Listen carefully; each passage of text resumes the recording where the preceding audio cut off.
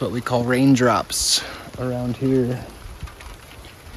This might be the end of the day for our poor pizza. Let's see how we did. Not bad, not bad.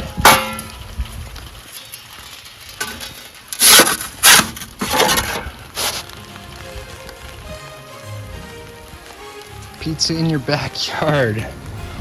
Hopefully this thing is edible.